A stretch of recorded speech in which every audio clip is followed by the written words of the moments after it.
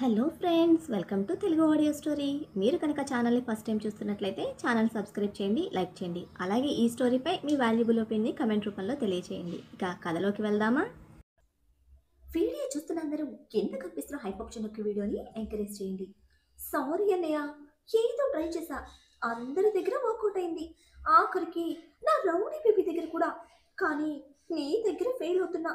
But promise, నువ్వు ముఖేష్ గారిని కొట్టడం వాళ్ళే నచ్చింది నాకు. నువ్వు వచ్చాక వదిన చాలా యాక్టివ్ అయింది అని లోపల స్టోరీ ఎక్స్ప్లెయిన్ చేస్తూ ఉంటే ప్లేట్ తీసుకొని వింటూ తింటున్నాడు రాజ్. ఇద్దరు చెట్టు కింద పోసిన ఇసుక మీద కూర్చుంటే హాయ్ అంటూ వచ్చింది ప్రీతి. తన ఫార్మల్ విష్ కి తల తిప్పి 2 సైడ్స్ రాజ్ చెక్ చేస్తూ ఉంటే నేను చెప్తోంది నీకే అంటూ బాబు వెటకరానికి ఫేస్ ఎక్స్ప్రెషన్ మార్చింది. ఎన్ని సంవత్సరాలైందేంటి కలిసి అని రాజ్ కౌంటర్ వేస్తూ ఉంటే నవ్వుతుంది క్యూటీ బేబీ. నీకంతా ఫన్నీగా ఉంది కదూ అంటూ ఇద్దరిని కార్నర్ చేసింది ప్రీతి. ఫన్నీ చేస్తోంది నువ్వే. నీ హాయ్ బాయ్ల మధ్య దూరం వెతుక్కుంటూ కన్ఫ్యూజ్ అవుతుంది నేను అని కౌంటర్ వేస్తూ ఉంటే ఫుల్ గా నవ్వుతున్న క్యూటీ బేబీ రాజ్ బుగ్గన ముద్దు పెట్టి అసలు నువ్వు సూపర్ అన్నయ్య, ఎలా దొరుకుతాయి నీకు ఈ కౌంటర్స్ అన్ని? లైన్ లో పెట్టి మరీ ఎన్కౌంటర్ చేసేస్తావు అని పిచ్చ ఖుషీగా మెచ్చుకుంటే ఏ ముద్దు నా మామకిచ్చావా అని ఫుడ్ తోసిన బుగ్గకి క్యూట్ బేబీ ఇచ్చిన ముద్దుకి డౌట్ గా అడిగాడు. సిగ్గుతో కులుకుతూ చాలా ఇచ్చాను అని అంతలోనే మార్చేసిన ఎక్స్ప్రెషన్ తో మెయిన్ ముద్దుకి మాత్రం మోసం చేశాడు అంది ముడుచుకుపోతున్న మొహంతో. అవునా అన్నట్టు కళ్ళతోనే క్వశ్చన్ చేస్తున్న మన బలుపు బాబుకి అని సాడ్ ఫేస్ తో క్యూటీ బేబీ సాగదీస్తూ చెప్తూ ఉంటే నాకు అప్పటి నుంచి డౌట్ కొడుతూనే ఉంది. సమరం దగ్గరికి పోదాం రారా అంటే వినలేదు అంటుంటే కతుక్కుమన్న క్యూటీ బేబీ ప్రాబ్లం సమరం కాదన్నయ్య, మా మమ్మీ అని పళ్ళు గట్టిగా కరిచి అరిచి చెప్పింది. మమ్మీనా అంటూ రాజ్ షాక్ అయితే వాట్స్ గోయింగ్ ఆన్ హియర్ అని ప్రీతి ఫైర్ అవుతుంది. Very important issue, don't disturb అంటూ ప్రీతి ఫైర్ ని పక్కకు తోసి క్యూటీతో డిస్కషన్ పెట్టాడు బాలుపు బాబు. ఇసుక మీద కూర్చున్న ఇద్దరి ముందు తన కొత్త నుంచుని ఉన్నాను అన్న సెన్స్ కూడా వదిలేసి అన్నిటికన్నా అదే పెద్ద సమస్య అన్నట్టు ఇంట్రెస్ట్ గా డిస్కస్ చేస్తున్న ఇద్దరి మీద మండిపడింది ప్రీతి.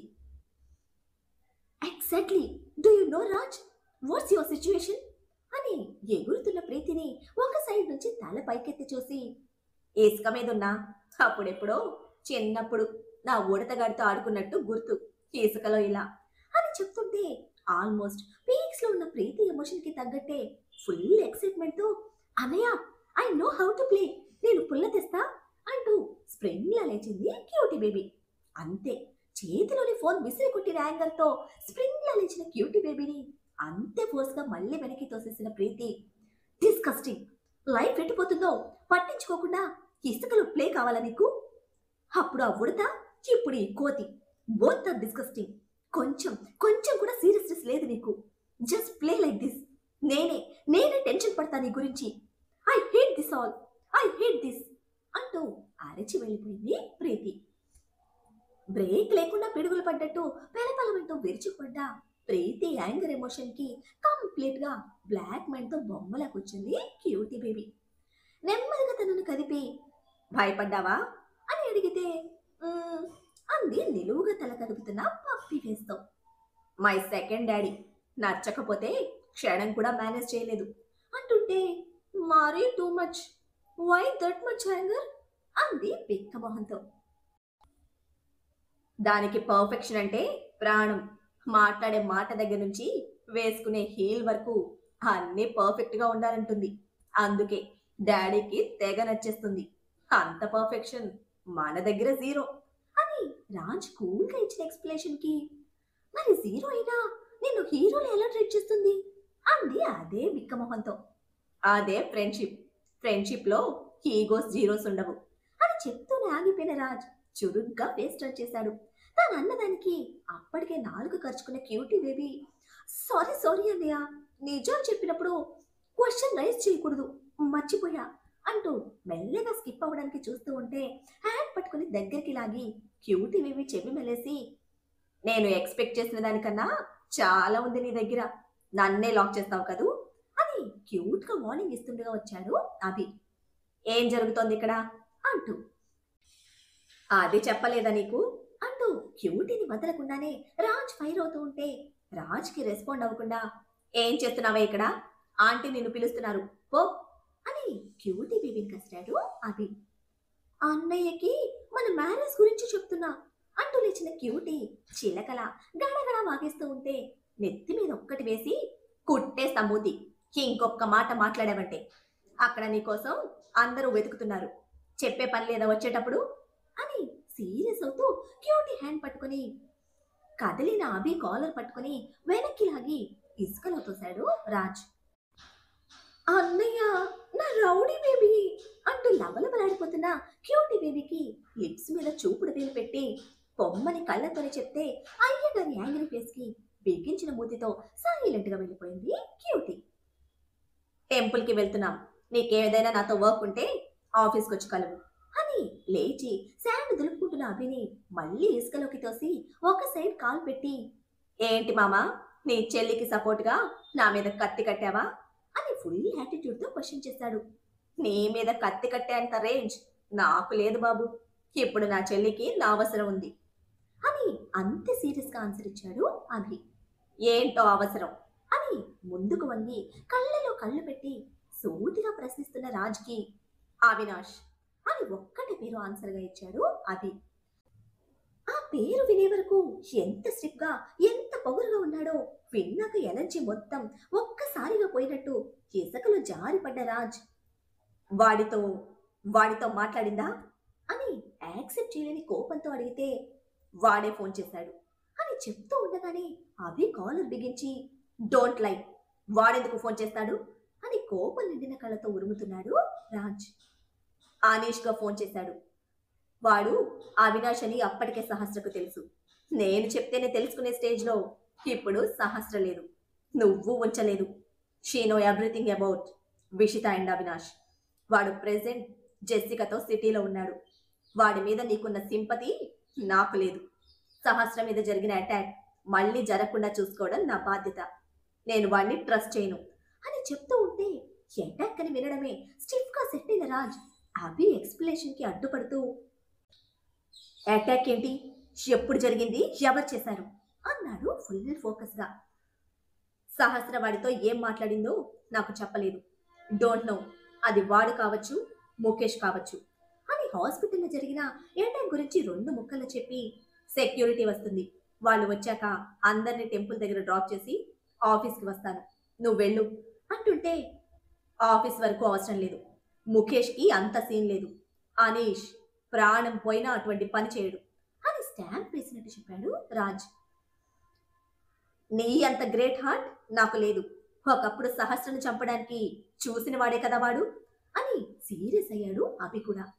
అది నా కోసం, కేవలం నా కోసం, వాడు సిటీలో కాదు సహస్ర పక్కన ఉన్నా సరే చిన్న హామ్ కూడా చేయడు అని స్ట్రాంగ్ గా కాన్ఫిడెంట్ గా తేల్చి చెప్పాడు రాజ్.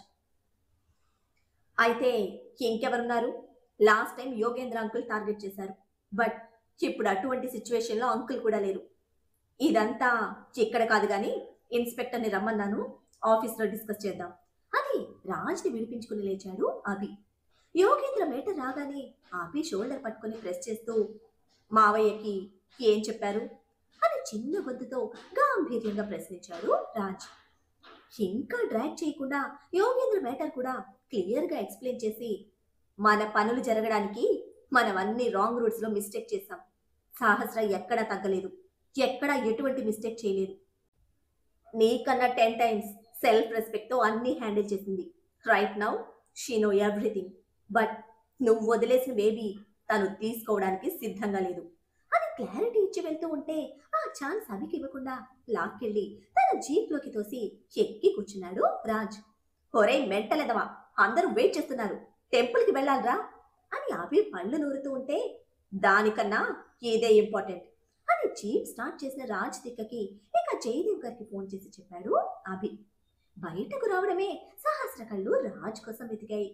ఎంత కోపం ఉన్నా ఎంత ఏడిపించినా మనసులో ఉన్నవాడు కదా, మాట్లాడకపోయినా దగ్గరికి రానివ్వకపోయినా కనీసం చూడాలని ఆశతో ఉంటే అప్పటికే గేట్ దాటేస్తున్నారు వాళ్ళు. చూసావా మీ డాడీని? కూతురుగా 10 నిమిషాలు 10 నిమిషాలు ఒక చోటు ఉండడు. ఇటువంటి వాడిని ఎలా ప్రేమించానో అసలు నాకే అర్థం కావడం లేదు. అన్నిటికీ పరుగులే. వెళ్ళని, ఎక్కడికి వెళ్తాడు?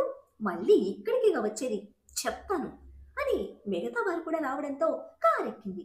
అందరూ వెళ్ళిన 10 నిమిషాలకు ఇంట్లో కాలు పెట్టాడు మంగళం. అగమ్య గోచరంగా ఉన్న ముఖేష్ కండిషన్కి అమ్మయ్యా, నేను తప్పించుకున్నాను అని రిలాక్స్ అవుతూ, ఏమైంది మేడం అని ఏమీ తెలియనట్టే అడిగాడు. పాపిష్టదమా, ఎప్పుడనగా రమ్మంటే ఎప్పుడు చచ్చావురా? నా కొడుకుని వాడు కొట్టి పాడేశాడు. అప్పటి నుంచి వాడు కళ్ళు కూడా తెరవనేలేదు. ఉన్నాడో పోయాడో కూడా తెలియటం లేదు అని సోకాండాలు పెడుతున్న యామిని ఏడుపులకి ముఖం వికారంగా పెట్టి, సార్ గారిది గట్టి ప్రాణమే. చేసిన పాపాలకి డిస్కౌంట్లు ఏమీ లేవు. అన్ని లెక్కలు చూసే వరకు గట్టిగానే ఉంటారు మేడం. మీరు ఆ ఏడుపులు ఆపండి, నేను లేపుతాగా అంటూ ముఖేష్ చెవిలో రాజ్ వెళ్ళిపోయాడు అని చెప్పడమే టక్కున కళ్ళు తెరిచాడు ముఖేష్. దెబ్బకి అదిరిపడ్డ యామిని, హోరి దౌర్భాగ్యుడా, ఏమొచ్చిందిరా నీకు? ఇప్పటి వరకు ఎంత ఏడ్చి చచ్చాను నీకోసం, ఎందుకురా చచ్చినోళ్ళ పడి చచ్చావు అంటూ కష్టపడి ఏడ్చిన కోపం అంతా కొడుకు మీద చూపిస్తూ ఉంటే, ఒక్క దెబ్బకి ఎక్స్పీరియన్స్ వచ్చేసింది అని అమ్మ కొడుకుల గొడవను ఎంజాయ్ చేస్తూ సైడ్కి వెళ్ళి కూర్చున్నాడు మంగళం. మార్నింగ్ 10:30. అవినాష్ సొంత ఊరు. పాతకాలం నాటి పెద్ద పెంకుటింటి ముందు కారాపాడు అనీష్ అలియాస్ అవినాష్.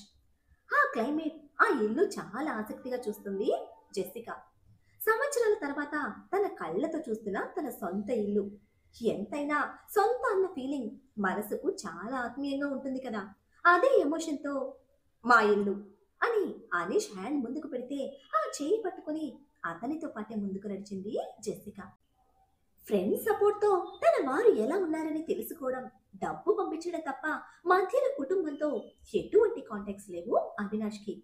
చేతికి అంది వచ్చిన కొడుకు అర్ధాంతరంగా తనను వదిలిపోతాడని ఏ తల్లిదండ్రులు మాత్రం ఊహిస్తారు? అవినాష్ మరణంతో మోహన్ గారు పూర్తిగా కృంగిపోయి బయటకు వెళ్ళలేని పరిస్థితి. ఆ ఇన్సిడెంట్ తర్వాత ఆ కుటుంబం ఆలన పాలన, నిరుపమ ఎడ్యుకేషన్, ఇంకా ఫ్యూచర్ మొత్తం రాజ్ తన బాధ్యతగా తీసుకున్నాడు. ఈ విషయం జయదేవ్ గారికి కూడా తెలుసు. అవినాష్ మీద చెప్పలేనంత కోపం ఉన్నా రాజ్ చేస్తున్న పని కాదనలేకపోయాడు. అవి కూడా జస్ట్ అదుపు చేయలేని అహంతో కొట్టుకున్నారు. యాక్సిడెంట్లో అవినాష్ చనిపోయాడు. ఇంతకు మించి ఏమీ తెలియదు వాళ్ళకి. వాళ్ళు ఏ పాపం చేశారని శిక్ష అనుభవించడానికి ఇది రాజ్ నిర్ణయం. ఇండైరెక్ట్ గా కొడుకు చావుకి కారణమైన రాజ్ని మొదట్లో చూడటానికి కూడా ఇష్టపడలేదు మోహన్ మల్హోత్రా. కానీ కాలం, కర్మ అనేవి ఉన్నాయి కదా, అవసరాలు, ఆడపిల్ల భవిష్యత్తు, వాటి కోసం రాజ్ తీసుకున్న బాధ్యత నెమ్మదిగా ఆయన మనసును, ఆయన ఆలోచనను పాజిటివ్ గా మార్చేశాయి. ఆ ఇంటి ప్రతి అవసరానికి, మంచికి, చెడుకి రాజ్ డైరెక్ట్ గా రాలేని స్టేజ్ లో అన్నిట్లోనూ అభి పక్కనే ఉన్నాడు. అవినాష్ లేకపోయినా ఇప్పుడు ఆ ఇంటికి అభి, రాజ్ అని ఇద్దరు కొడుకులున్నారన్న ఆ భరోసాతోనే అవినాష్ కుటుంబం చాలా భద్రంగా ఉంది. వాళ్ళు ఇప్పుడు ఎలా సర్వైవ్ అవుతున్నారు, వాళ్ళ రెస్పాన్సిబిలిటీ ఎవరిది, చెల్లి ఫ్యూచర్ ఎటుపోతుంది అని సహస్ర చెప్పే వరకు అవినాష్కి పూర్తిగా ఏదీ తెలియదు. డీకేతో మాట్లాడినప్పుడే అవినాష్ గురించి కొంతవరకు అర్థమైంది సహస్రకు. ప్రీతి చెప్పే వరకు అవినాష్ అనీష్ గా బ్రతుకుతున్న విషయం, ఇంకా రాజ్ కస్టడీలో ఉన్న విషయం తెలియదు సహస్రకి. తెలిసాక మరింత కాంప్లికేటెడ్ గా మారింది సహస్ర పరిస్థితి. హాస్పిటల్లో అటాక్ జరిగిన నెక్స్ట్ డే అనీష్ ఇండియాలో కాల్ పెట్టాడు. అప్పటికే ఫ్రెండ్స్ ద్వారా ఇక్కడ జరుగుతున్నది మొత్తం తెలుసుకున్నాడు అనీష్. డిశ్చార్జ్ అయ్యి ఇంటికి వచ్చిన సహస్రకు మార్నింగ్ అవర్స్ లో ఫోన్ చేశాడు అనీష్. అప్పటికే అనీష్ దొరికాడు అన్న ఒక సంతృప్తితో ఉన్న మానస గారు సహస్రకు ఫోన్ ఇచ్చి మాట్లాడమని చెప్పి తాగడానికి ఏమైనా తీసుకొస్తాను అంటూ వెళ్ళిపోతే, అనీషే అవినాష్ అని తెలుసుకున్న సహస్ర వాడితో మాట్లాడడానికి కూడా సిద్ధంగా లేదు. బట్ ఏ ఉద్దేశంతో వాడు కాల్ చేశాడో తెలుసుకోవాలని మాత్రం అనుకుంది. రాజ్ మీద ద్వేషంతో నిన్ను చాలా బాధ పెట్టానని అనీష్ గా క్షమాపణ చెప్పినా అవినాష్ మీద చాలా సీరియస్ అయింది సహస్ర. మిస్టర్ అవినాష్, రాజ్ మీద ద్వేషం, పగ, ప్రతీకారం నీకు మాత్రమే, అనీష్కి కాదు. అనీష్ ఆ రోజు చచ్చిపోయాడు. షిప్ మీద ఆడంగి బెదవల నన్ను అడ్డం పెట్టుకున్న అనీష్ ఆ రోజే రాజ్ చేతిలో చచ్చిపోయాడు. నాకు అనీష్తో అవసరం లేదు, అవినాష్ మాత్రమే కావాలి. ధైర్యంగా విషితను ప్రేమించిన అవినాష్ నాతో మాట్లాడాలి అనుకుంటే 1 గంట తర్వాత కాల్ చేస్తాను. సహస్ర చతుర్వేదిగా కాదు, సహస్ర సిన్హాగా, రాజ్వీర్ భార్యగా. ధైర్యం ఉంటే అవినాష్గా అటెండ్ చేయి అని మానస గారు తిరిగి వచ్చే టైంకి కాల్ కట్ చేసిన సహస్ర ఆవిడిచ్చిన గోరువెచ్చటి పాలు తాగి ఏమీ లేనట్టే కామ్గా పడుకుంది. తనకు తెలిసిన నిజాలు రాజ్ పేరెంట్స్ కి తెలియదు, చెప్పాలని కూడా అనుకోవడం లేదు సహస్ర. రాజ్ ప్రేమేంటో తనకి తెలుసు. ప్రీతి అభి దృష్టిలో విషిత తప్పు చేసింది. అవినాష్ విషితల మధ్య ఉన్న అక్రమ సంబంధం విషిత హత్యకు లేదా ప్రమాదానికి దారితీసింది. తన ఒంటి మీద చేయి వేస్తేనే ఆ రోజు షిప్ లో అందరినీ తగలపెట్టేసిన రాజ్ తన భార్య మీద చేయి వేసి ఇంకా ఒక రిలేషన్ నడిపిన ఆ అవినాష్ ని ఎందుకు ప్రాణాలతో వదిలాడో తెలుసుకోవాలన్న సహస్ర అది అవినాష్ సైడ్ నుంచే వినాలనుకుంది. అన్ని సైడ్స్ నుంచి అందరూ చెప్పింది విన్న సహస్ర ఇక చివరిగా అవినాష్ సైడ్ నుంచి వాడు చెప్పింది కూడా వినాలనుకుంది. రూమ్ కి తీసుకొచ్చి మానస్ గారు బ్రేక్ఫాస్ట్ తినిపించాక పడుకుంటాను అని చెప్పి నిద్రపోయినట్టున్న సహస్రను వదిలి మానస గారు వెళ్ళిపోగానే చెప్పినట్టే అవినాష్ కి కాల్ చేసింది. తన ఐడెంటిటీ తెలుసుకున్న సహస్రతో వాడు కూడా మాట్లాడాలని వెయిట్ చేస్తూ ఉన్నాడు. నేను వాడంగోడిలా నిన్ను అడ్డం పెట్టుకోలేదు. వాడి బలహీనతను టార్గెట్ చేశాను. వాడి కళ్ళల్లో చూశాను. విషితను పెళ్లి చేసుకున్నాడు కానీ ఏ రోజు తన మీద ప్రేమ చూపించలేదు. కానీ నీ మీద ప్రాణం పెట్టేశాడు. వాడి ముఖంలో సంతోషం, ఆనందం భరించలేకపోయాను. నిన్ను దూరం చేస్తే అవి శాశ్వతంగా వాడి నుంచి దూరం అవుతాయని చచ్చే వరకు ఏడుస్తూనే ఉంటాడనుకున్నా. అందుకే నిన్ను టార్గెట్ చేశాను. కానీ వాడు జెస్సిక కోసం నన్ను వదిలేశాడు. ఇది కూడా నాకు నచ్చలేదు. హనీష్ గని విషయంలో నేను చేసింది రాంగ్ అని రియలైజ్ అయ్యాను. నువ్వు రాజ్ మీద పెంచుకున్న ప్రేమకి, ఇప్పుడు నువ్వు చేస్తున్న పోరాటానికి అవినాష్గా మా మధ్య జరిగింది చెప్పడం నా బాధ్యత.